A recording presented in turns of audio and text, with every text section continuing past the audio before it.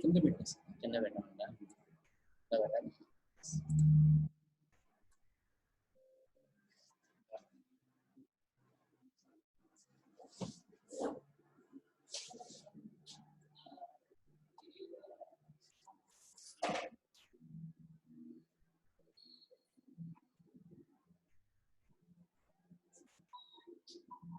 Good morning, students.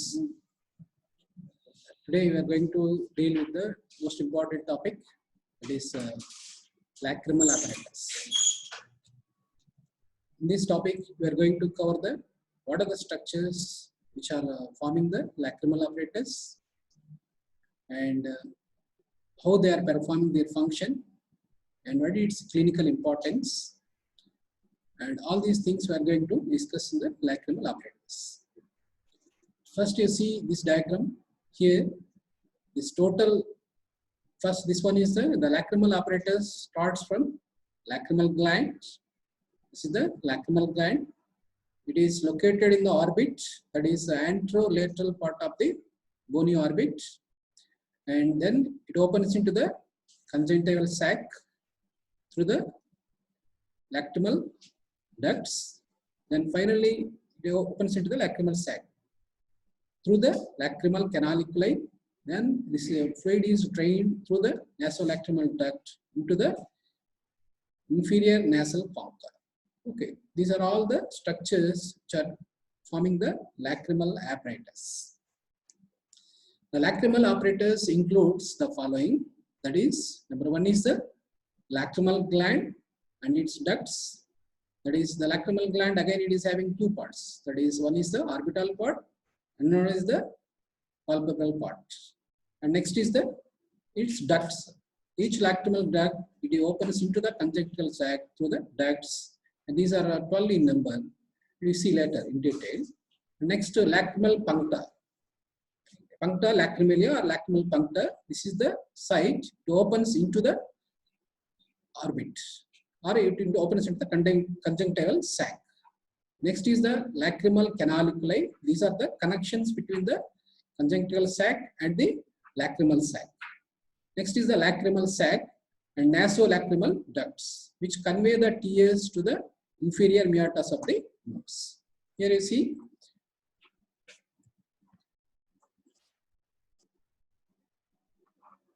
this is the lacrimal gland. These are the lacrimal ducts, and this is the conjunctival sac. Then this area is called lacrimal punctum. There are two lacrimal punctum where the lacrimal canal starts, and this is the lacrimal canal. These two are canaliculi. Then here, this is the blind sac. This part is called lacrimal sac. Lacrimal sac. Then it continues downwards as the nasolacrimal duct. Okay, these are all the parts which are present in the lacrimal apparatus. We see in detail about each part of the lacrimal apparatus. First is the lacrimal gland. This is the source of production of lacrimal fluid, and here again it consists of two parts. That is, one is the upper large orbital part and lower small palpebral part. Suppose if you divide the lacrimal gland into three parts, that is 2/3 of the gland. 2/3 of the lacrimal gland is within the orbit. That is nothing but the orbital part. That is a fossa for the orbital part of the lacrimal gland. That is in the anterolateral part of the orbit. That is, especially it is formed by medial surface of the frontal process of the maxilla, and the lower small part, that is 1/3 of the gland, that is in the form of lower small part, that is palpebral part. Why it is called palpebral part means it is in the eyelid. Palpebral means eyelid. Okay, that is these are the two parts. Next, we see in detail about each part. First, that is the orbital part. First part, it is the almond shaped and situated in the anterolateral part of the roof of the orbit, near fossa on the medial surface of the zygomatic process of the frontal. Zygomatic process of the frontal. That is the location of the orbital part of the lacrimal gland. Next, what are the relations of the lacrimal gland? You see, this is very, very important clinically. because if you want to do any procedure over the eyeball or related with the orbit, you must have an idea about the what is the exact location and what are the structures which are related with the lacrimal gland. That is very, very important. Otherwise, you may cause damage to the lacrimal gland, that is the orbital part or palpebral part, or sometimes we may cause damage to the lacrimal ducts. It leads to its own complications. That is why what are the structures related with the each part of the lacrimal gland? That is also very, very important clinically. First, you see what are the structures below the orbital part of the lacrimal gland. That is levator palpebrae superioris. Levator palpebrae superioris. Here you can see this is the lacrimal part of the orbital part of the lacrimal gland. Orbital part of the lacrimal gland. Here below, it is related with the this one. This red line, it indicates an important muscle which elevates the upper eyelid. That is why it is called levator palpebrae superioris. This is the most important muscle. It is responsible for the elevation of the upper eyelid. If there is a paralysis of this muscle, it leads to a clinical condition that is called ptosis. Here, this levator palpebrae muscle, it divides the lacrimal gland into two parts. That is, upper one is the orbital part and lower one is the palpebral part. Here, the orbital part inferiorly or below, it is related with the levator palpebrae superioris muscle, and above or in front, it is related with the, it is extended into the, that is orbital septum. Orbital septum, and behind continuous with the orbital fada pad. Here, within the orbit, behind the eyeball, there is a much amount of fat is there. It acts like a cushion and it protects the eyeball and it acts like a shock absorber. These are the relations of the orbital parts. Next, coming to the palpebral part, the part of the lacrimal gland which is present in the related with the eyelid, upper eyelid, that is called palpebral part. It is 1/3 of the orbital part, that is, and it extends into the lateral part of the upper eyelid below the levator palpebrae superioris. Below the levator palpebrae superioris. Here you can see this is the palpebral part of the lacrimal gland. Here above it is related with the levator palpebrae superioris, and below it extends into the, here you see this is the levator palpebrae superioris, and it reaches the superior fornix of the conjunctiva. This is superior fornix means the conjunctiva, it is having two fornixes, that is superior and inferior fornixes. The fornix is nothing but the, that is the conjunctiva which lines the eyelid, upper eyelid and lower eyelid. It turns like this and it also lines the globe of the eye. Okay, that turning point or like this. It is a conjunctiva, it lines the inside the orbit, that is inside the upper eyelid or lower eyelid, and then it turns and it lines the globe. So like this. That part is called fornix. That part is called, okay, you can see here, you see here. This is the upper eyelid, and here this is the conjunctiva which is lining the upper eyelid. Then after this area, then it is converted into palpebral conjunctiva, that is bulbar conjunctiva. This is the called palpebral part of the conjunctiva, and this is called bulbar part of the conjunctiva. And here this part, this is called fornix. That location is called fornix. Okay, that is the, and it reaches the superior fornix of the conjunctiva. Next, coming to the ducts. Ducts are very, very important because they are the exocrine glands. They must secrete their secretions, or they must pour their secretions into the target organs through the ducts only. Here, the lacrimal gland also having ducts, that is, the ducts of the lacrimal gland are about 12 in number. 12 in number, that is 4 or 5 ducts coming from the orbital part and 8 to 6 coming from the palpebral part. Here, total 12 ducts are there.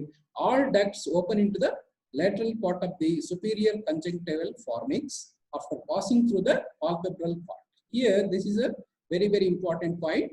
All the ducts, they are passing through the palpebral part of the gland. Because of this reason, if therefore an extirpation of the palpebral part is equivalent to the removal of the entire gland, because it is causing damage to the total ducts, all the ducts of the gland, because all the ducts they are passing through the palpebral part only. That is, from the orbital part, it is having 4 to 5 ducts. These are also passing through the, that is, palpebral part of the gland. Because of this reason, if you remove this part of the gland, it means you are causing damage, or you are removing all the ducts of the lacrimal gland. That is another important clinical point. Next, apart from these lacrimal glands, there are some other glands, that is, they are called accessory lacrimal glands. Okay, these are always for the standby purpose. That is, suppose if there is a damage, if you remove these lacrimal glands surgically because of some reasons, some clinical grounds, if you remove these glands, it may lead to a loss of secretion of the lacrimal fluid, and it may lead to dryness of the conjunctiva, and it has its own manifestations, clinical manifestations. To prevent this one, there is an alternative arrangement up to some extent. Here, that is in the form of accessory lacrimal glands. Accessory lacrimal glands, the glands of the Krause, they are also called glands of the Krause, and these are present close to the conjunctival fornices of both eyelids, but numerous in the upper eyelid. Here, already you know the conjunctival fornices. So you see, this is the upper eyelid, this is the lower eyelid. Here, this is the inner lining of the lower eyelid, and this is the inner lining of the upper eyelid. And they are converted into, this is the called palpebral conjunctiva, then it is converted into bulbar conjunctiva. Here, this is the area it is covering the eyeball. And here, this area is called fornix, and this is the site for the accessory lacrimal glands. That is glands of Krause. Here, this is also lower fornix. This is the upper fornix. Then here in the upper fornix, there are more number of accessory lacrimal glands. Accessory lacrimal glands. Okay. Suppose you see here, removal of the main gland does not make the conjunctiva dry because of the secretions of the accessory glands moisten the membrane. That is, they try to maintain the moisture over the membrane, or the mucous membrane, which lines the orbit, which lines the eyeball and the conjunctiva, with the presence of the accessory gland secretions. That is why the accessory glands of the accessory lacrimal glands, they are also called glands of Krause. They are also very, very important. Here you see, this is the location for the glands of Krause or accessory lacrimal glands.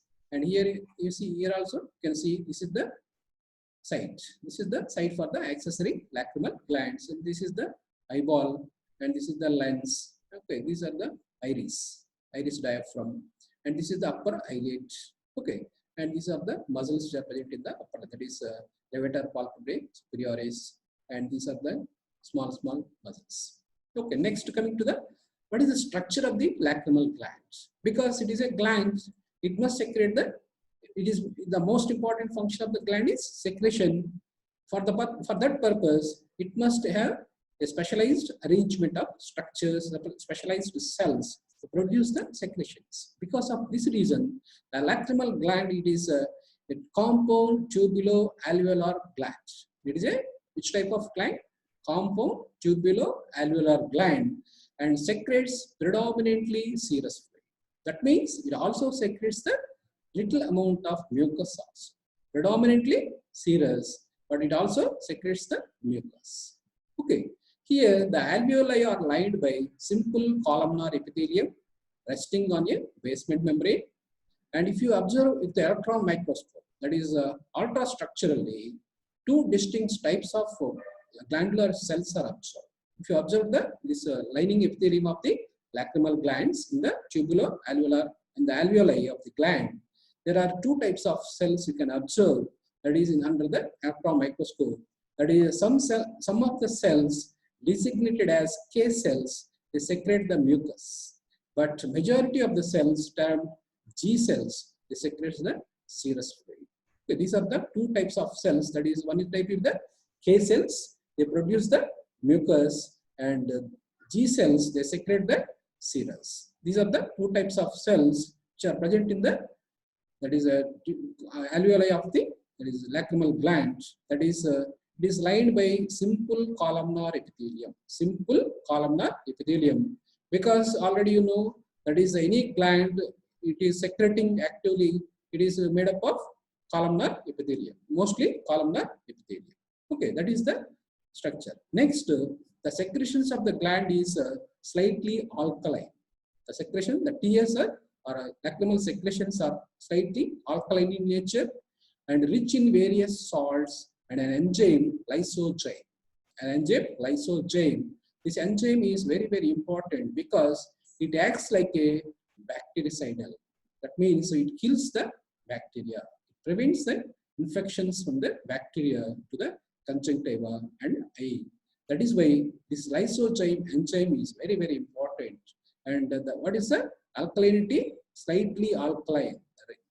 The lacrimal fluid is slightly alkaline, and the enzyme, that is lysozyme, is the most important hormone. Enzyme, it acts as a bactericidal, and probably less than 1 ml is secreted per day.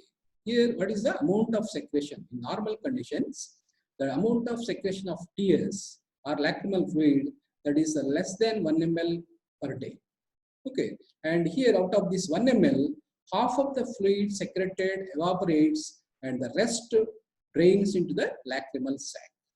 Here, half of the fluid evaporates due to environmental condition, depending upon the environmental condition, and the remaining amount, that is the remaining half, it is drained into the lacrimal sac through the lacrimal puncta and lacrimal canalicus. Finally, it reaches the lacrimal sac. Tears are prevented from overflowing the eyelids by the oily secretions of the dorsal glands. Here, within the eyelids, there are dorsal glands. They produce oily secretions. They prevent the overflowing of the tears. Next, what are the functions of the tears? That is we are all studying about lacrimal gland, lacrimal apparatus, because it is producing the lacrimal secretions, that is nothing but the tears. And for here, what are the functions? What are the functions performed by the tears or lacrimal secretions? That is also very, very important.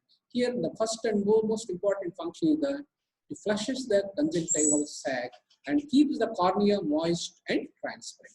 That is, the maintenance of the moisture is very, very important to maintain the, that is the transparency of the conjunctiva. That is very, very important. Next, another important function of this lacrimal secretion or tears is it provides nourishment to the cornea, because you know the cornea is a avascular membrane, because it receives its nutrition only by the process of diffusion. That function is performed by the tears. And next is bactericidal. It also acts like a bactericidal. Just now we had seen that is the lysozyme enzyme. That is hormone. Sorry, lysozyme enzyme. Lysozyme enzyme. This is responsible for the bactericidal action.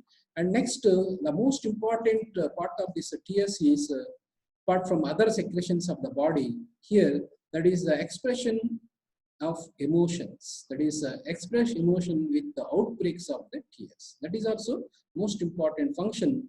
By observing the tears in the eyes of the opposite individual, you can estimate the emotional status of the individual.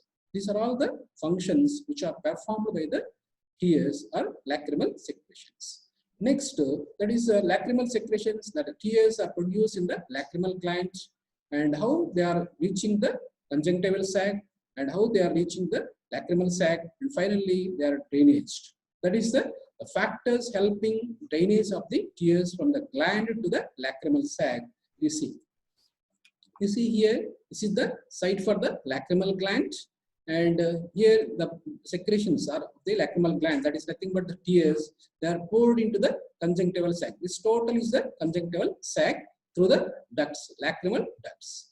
Then it spreads all over the eyeball, and then finally it reaches the, this is the area caruncle. This is called caruncle, and here on both sides of the, above the and below the caruncle, there is a openings of the lacrimal canaliculi. They are called lacrimal puncta. Through this lacrimal puncta, the overfluid, excess fluid is drained through this lacrimal canaliculi into the lacrimal sac, and finally they pass through the from the lacrimal sac into the nasolacrimal duct.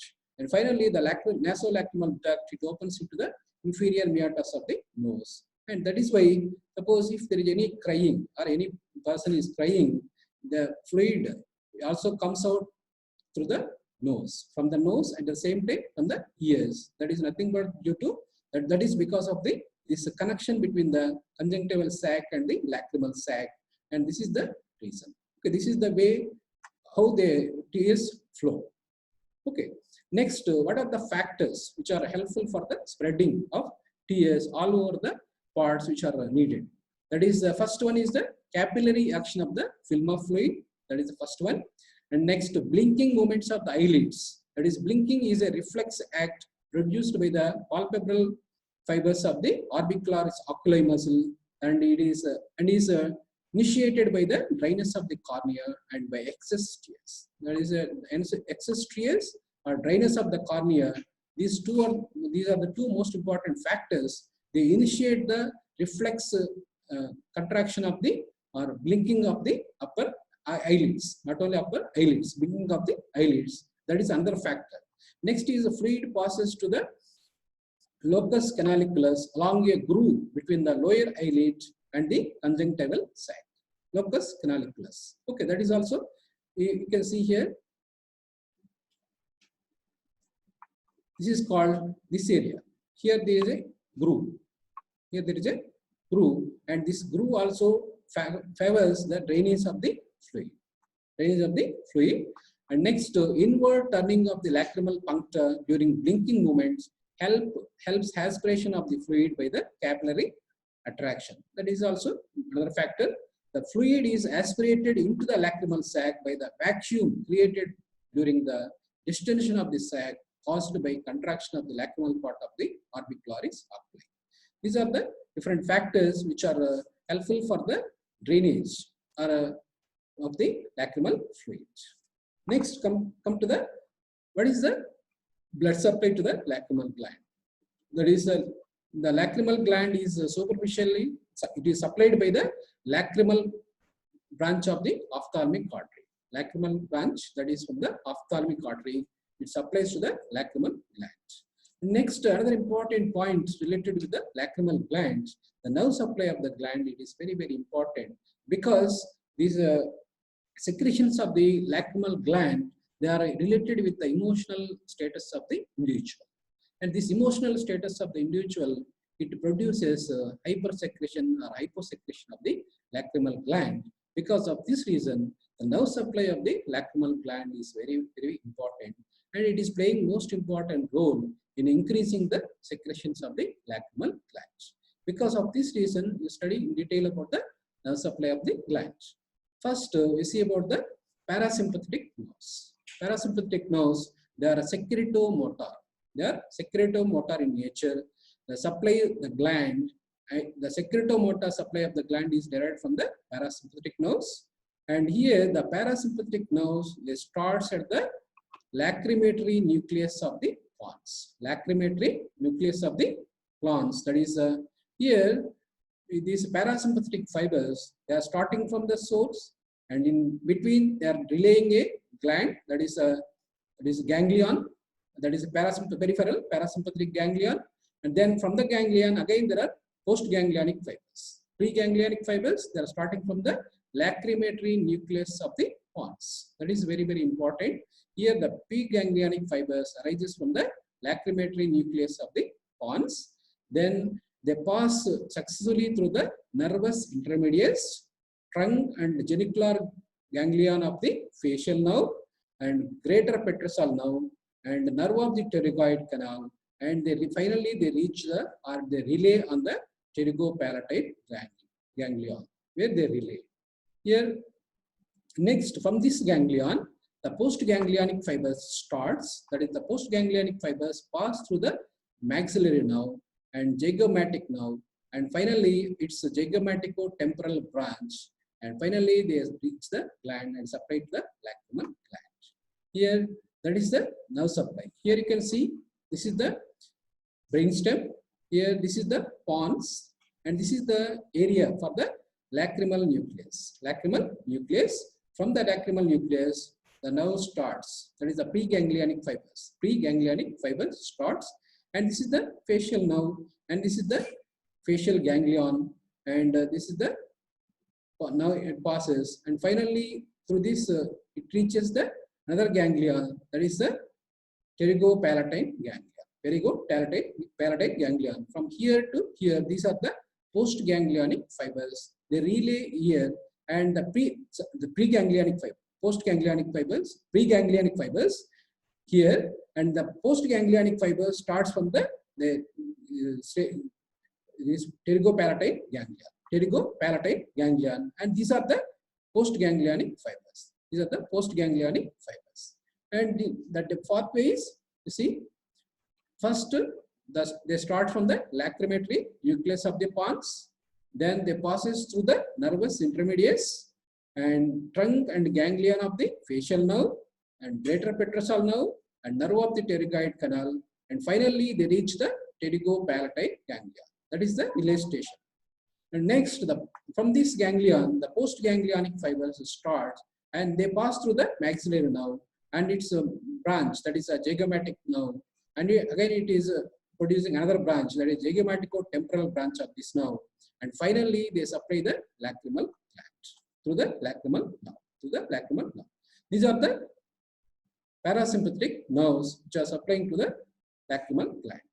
Next, coming to the sympathetic fibers, that is the sympathetic fibers are coming from the carotid flexus of nerves. Carotid flexus of nerves, they are coming from the sympathetic fibers. And the sensory nerve, that is this is also very important because it is a nerve, it is responsible for the carrying of sensations or pain sensations, whatever may be the sensations, from the orbit or from the eye to the, that is the central nervous system, that is through the lacrimal nerve. A branch of the ophthalmic conveys sensory fibers from the gland to the central nervous system. Okay, here you see, this is the lacrimal nerve. Okay, this is the lacrimal nerve, and it carries from information from the eyeball to the central nervous system. And here you can see this is the carotid sympathetic flexus, carotid flexus. From here, this is the sympathetic supply to the gland, sympathetic nerve supply to the gland. These are all the three nerves. That is, one is the parasympathetic, and this is the sensory, and these are the sympathetic fibers. These three type of fibers, they are supplying to the lacrimal gland. Next, coming to the another important part, that is lacrimal canaliculi. Lacrimal canaliculi, that is these are one in each eyelid and measures about 8 to 10 millimeters in length. Lacrimal canaliculi. Here you see, these are the lacrimal canaliculi. See here. This is the opening of the one lacrimal canaliculi, and this is the opening of the another lacrimal canaliculi, and these are called canaliculi. Lacrimal canaliculi. These two. This is the lower canaliculi. This is the upper canaliculi.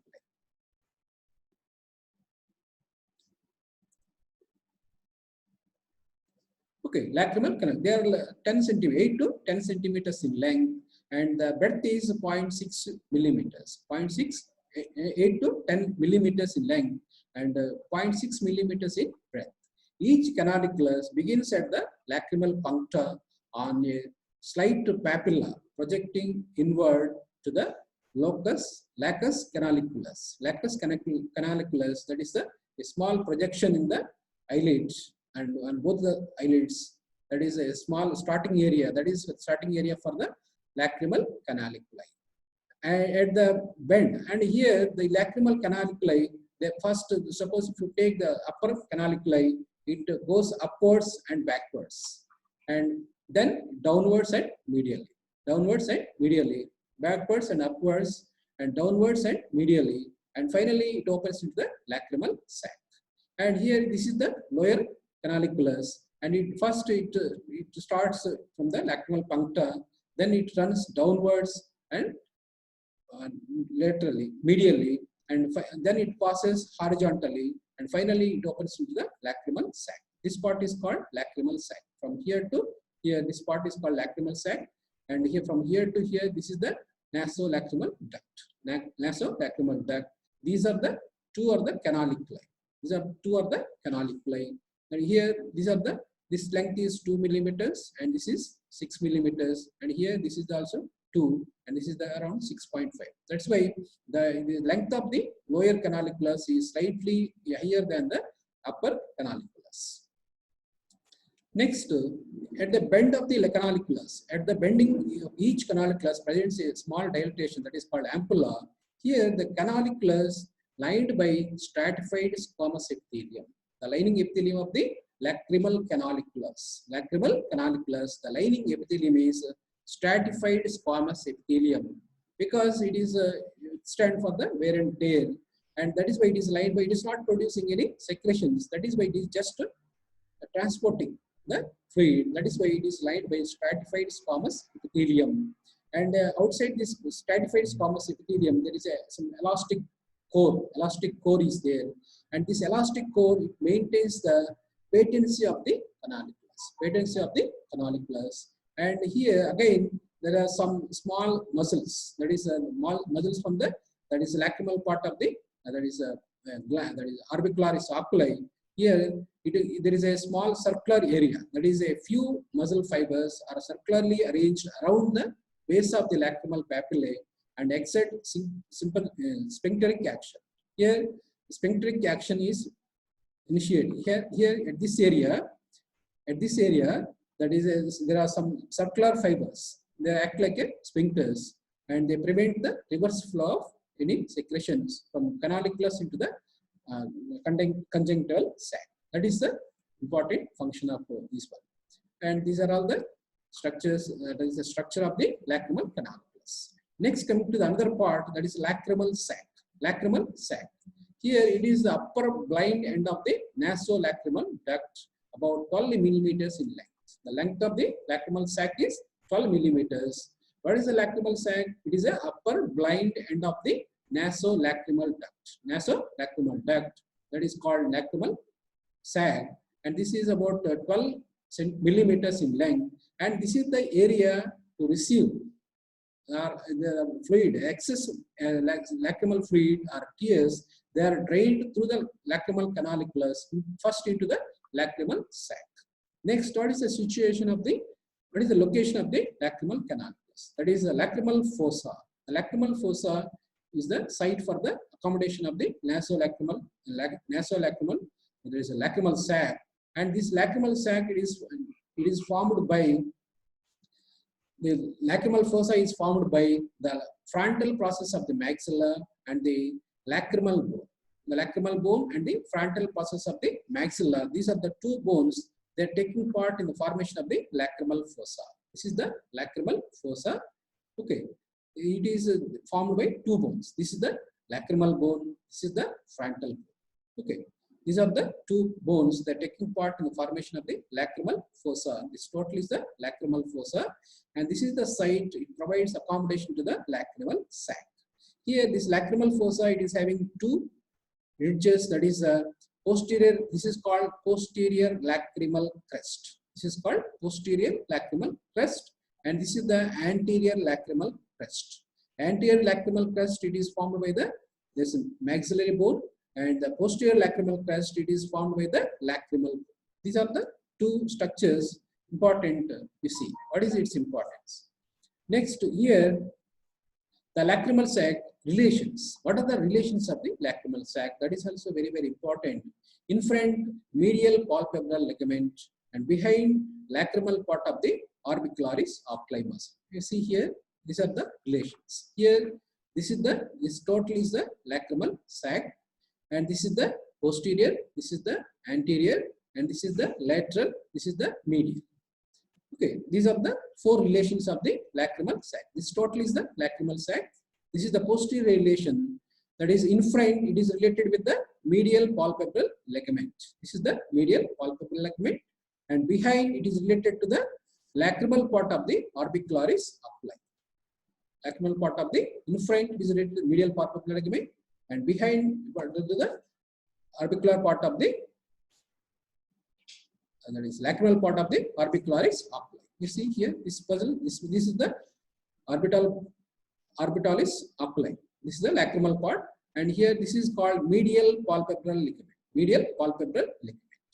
and laterally it is covered by lacrimal fascia. It is nothing but the orbital facial extension. Orbital facial extension, and in between the lacrimal sac and the lacrimal fascia, there is a venous flexus. Venous flexus. The venous flexus intervenes between the lacrimal sac and the lacrimal fascia laterally, and medially. Here you see, this is the lacrimal sac. It is related medially with the two bones. That is the maxilla and the lacrimal bones in between, and they are also lined by fascia. And between these two, there is a arterial flexus. This arterial flexus is nothing but the terminal part of the facial arteries. Terminal part of the facial arteries. They are taking part in the formation of the arterial flexus in between the that is lacrimal sac and the medial wall of the lacrimal fossa. Next, laterally, you see, laterally lacrimal fascia, which is derived from the orbital periosteum and extends from the anterior to posterior lacrimal crest.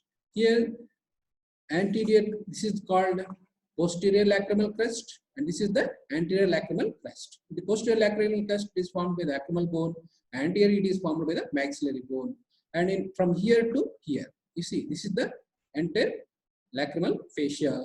It extends from the posterior to anterior lacrimal crests, and it is derived from the orbital periosteum. A minute venous flexus intervenes between the lacrimal sac and the lacrimal fascia. Already we have seen. Here you see, this is the venous flexus in between the lacrimal sac and the lacrimal fascia. Next, medially, okay, here you see, this is the medial, and the sac is separated from the bony fossa by arterial flexus derived from the terminal branches of the facial artery. Facial artery is taking part in the flexus formation, and the anterior part of the middle meatus of the nose and anterior ethmoidal air sinuses beneath the. Here you can see. You see here. This is the lateral part of the lacrimal sac. This is the medial part of the lacrimal sac. Here in between these two, this is the bone, this is the sac. Here, this is the exactly site for the arterial flexus. And just medial to the arterial flexus, the medial wall, it is formed by, this is nothing but the anterior ethmoidal sinus. This is one of the paranasal air sinuses. And here, this is the middle meatus. Middle concha, below this is the middle meatus of the lateral wall of the nose. Okay, these are the two structures. They are related with the lacrimal sac. Next, coming to the another important structure, that is a nasolacrimal duct. Nasolacrimal duct. That is nothing but the continuation of the lacrimal sac. Here you see, these are the lacrimal canaliculi. They open into the lacrimal sac. This is the upper blind dilated part of this lacrimal apparatus is called lacrimal sac. From here to here, up to this level, this is called lacrimal sac. And below this lacrimal sac, it continues down as the nasolacrimal duct. Nasolacrimal duct. And this is called nasolacrimal duct. The average length of this nasolacrimal duct is 18 centimeters. 18 millimeters. And it extends from the lacrimal sac to the anterior part of the inferior meatus of the nose. In the nose, in the lateral wall of the nose, there are three meatuses, that is superior, middle, and inferior. And this inferior meatus, the nasolacrimal duct, it opens into the inferior meatus of the lateral wall of the nose. That is a site for the opening of the nasolacrimal duct. Next, the duct is directed downwards, backwards, and left.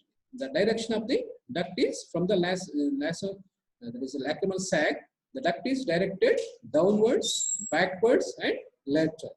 Downwards, backwards, and laterally it is directed. And the largest in the bony canal, which is found by the maxilla, lacrimal bone, and inferior nasal concha. These are the three bones which are taking part in the formation of the nasolacrimal canal. That is a bony canal of the nasolacrimal duct. That is the maxilla bone, lacrimal bone, and inferior nasal concha. These are the three bones. They are taking part in the formation of the That is a canal for the bony canal for the nasolacrimal duct. Okay, these are all the different parts of the nasolacrimal duct. See, this is the nasolacrimal. Here, this is the lacrimal sac. This is the nasolacrimal duct. In between these two, there is a angulation. There is a angulation. And here again, at the same time, at the end of this nasolacrimal duct, you see, the duct is narrower in the middle and wider on each ends. That is the starting point and ending point at both ends. The duct is narrow, but in between these points, it is somewhat dilated. Its lower opening presents a incomplete mucous fold.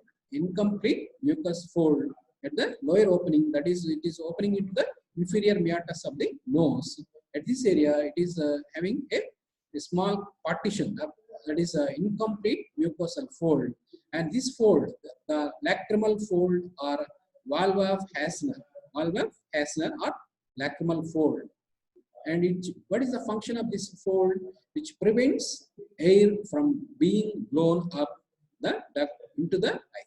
Here, this is the, suppose if you do like this, if you blow like this, there are chances for the air to enter in the reverse direction through the nasolacrimal duct into the eye. That is why it is prevented with the help of the Hasner's valve. Hasner's valve. That is the, what is the Hasner's valve? It is in the lower part of the nasolacrimal duct. There is incomplete mucosal fold. Incomplete mucosal fold in the lower part of the nasolacrimal duct. And this is called lacrimal fold, or this is also called valve of Hasner. And what is the function of this one?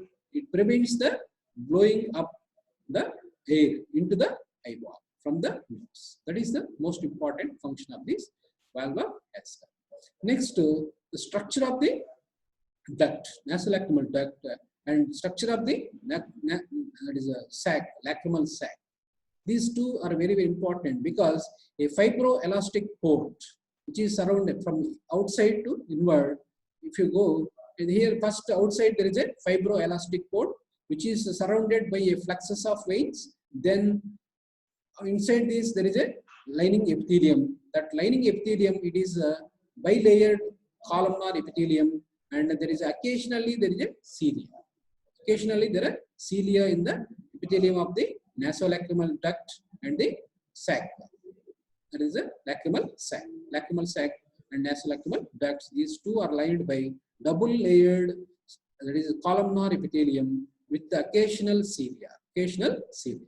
And here at the same time, here there is a venous plexus. Venous plexus. And if there is any engorgement of this venous plexus, it may cause obstruction to the duct, obstruction to the nasolacrimal duct. Okay, these are all the structures which are present in the lacrimal apparatus. And next we see what are the different diseases which are related with the nasolacrimal, that is a lacrimal apparatus. Lacrimal apparatus. First we see what are the different parts of the lacrimal apparatus. That is, first one is the lacrimal glands, and again it is having two parts. That is a orbital part and palpebral part, and it is pouring its secretions into the lacrimal sac through the lacrimal ducts. The lacrimal ducts are, that is 12 in number. 4 or 5 from the orbital part of the gland, and 6 to 8 are from the palpebral part of the gland. And all the ducts which are coming from the gland, they are passing through the palpebral part. Because of this reason, the palpebral part of the gland is very, very important. Because if you remove this part of the gland, because that means you are removing all the ducts of the gland, and it leads to its own complications. Next, coming to after that, the fluid, that is nothing but the lacrimal secretions, that is tears, which are poured into the conjunctival sac, and after they are moistening the contents of the conjunctival sac. Then they are drained to the lacrimal puncta into the lacrimal canalicus, and from the lacrimal canalicus, okay, you see these are the, you see here, this is the gland, this is the orbital part, this is the palpebral part, and these are all the ducts. These are all the ducts. They are pouring their secretions into the conjunctival sac, and after moisturing all these parts, then it is reaching up to the lacrimal puncta, and these are the canalicus. any excess fluid is drained through the lacrimal canaliculus, and finally they reach the lacrimal sac. And through the lacrimal sac they pass down and they reach the nasolacrimal duct. Finally, they open into the nose, that is in the lateral wall of the nose, below the inferior nasal concha, that is nothing but the inferior meatus of the nose.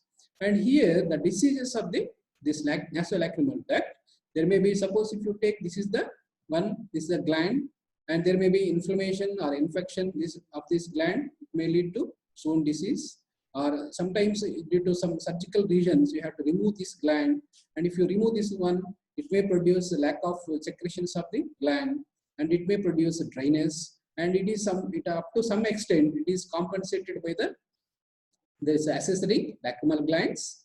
They are present in the accessory lacrimal glands, and up to some extent.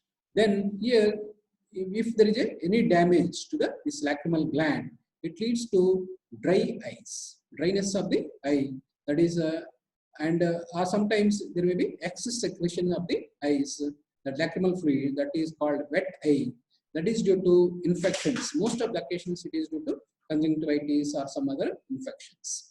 Another one is the drainage obstruction to the passage of the lacrimal fluid. That is also another clinical condition, that is due to tumors or venous engorgement or congenital abnormalities. That is, some individuals by birth there is no development of this nasolacrimal duct, and that it leads to obstruction, and sometimes there may be gland tumors, that is tumors of the lacrimal gland, or sometimes tumors of the lacrimal sac also cause. The next, the most common symptom is epiphora, that is spilling of the fluid, that is excess fluid. The causes is exclude, that is allergic or inflammation of the eyes or infections. All these are the causes. And dry eye with the compensatory hypersecretions, lacrimal pump failure, that is due to some other reason, and lid globe incongruency such as ectropia. And ectropia is the most common cause for the excess flowing of the or spilling over of the tears, and hypersecretion, that is also most common possibility. Next, lacrimal drainage system obstruction, that is mostly it is due to congenital, or sometimes it may be due to there is no development of this nasolacrimal duct, and sometimes it is the obstruction to this nasolacrimal duct, or sometimes it may be due to senile, that is due to age related, that is punctal stenosis, or associated with the chronic infection. Suppose if the person suffers with chronic conjunctivitis or bacterial or viral infections, it leads to the formation of fibrosis, and it may cause obstruction to the puncta, that is opening point of the canaliculus of the lacrimal canaliculus, and that is the site it absorbs the fluid, or it drains the fluid from the conjunctival sac into the lacrimal sac, and if there is any obstruction to this, it causes overflowing of this fluid. Next is the disease of the lacrimal sac, that is dacryocystitis. It is called dacryocystitis, inflammation of the lacrimal sac, that is due to bacterial or viral infections, often caused by obstruction of the nasolacrimal duct. Because here it is routinely draining, no problem. If there is a stagnation of these tears or obstruction to the drainage of tears, it may produce there is a pooling of these tears, and it leads to the secondary infections. That is, it may lead to the inflammation of this one. Next is followed by bacterial infection, that is the common cause. And next is the causes of dacryocystitis, that is the narrowness of the chronic inflammation of the sac, and nasal polyps, and following primary conjunctivitis, infection spreading from the nasopharynx, because it is closely related with the nasopharynx, and these are all the organisms. Okay. Next, canaliculitis, that is inflammation of the canaliculus. It may be acute or chronic, it is uncommon, and frequently it is caused by actinomyces. Actinomyces is a gram-positive bacteria. This is the most common cause for the canaliculitis. And another clinical condition, that is hemolacria. Hemolacria is a physical condition that causes the person to produce tears that are partially composed of blood. It can manifest as tears and that are anything in the merely red tinged to appearance to the blood.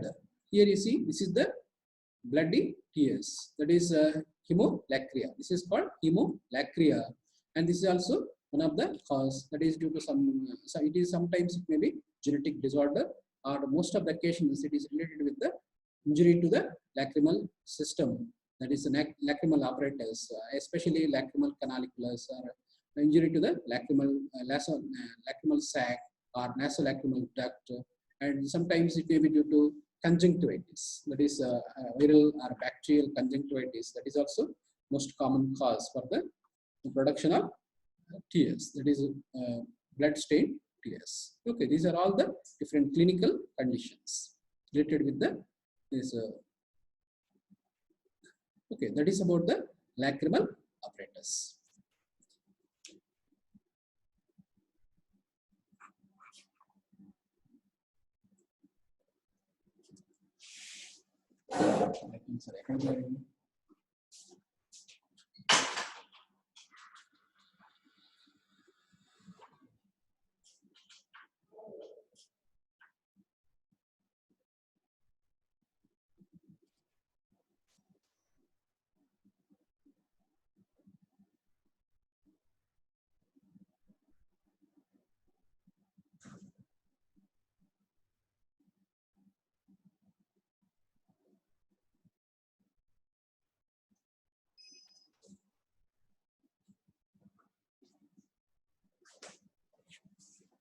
Sir, next physiology.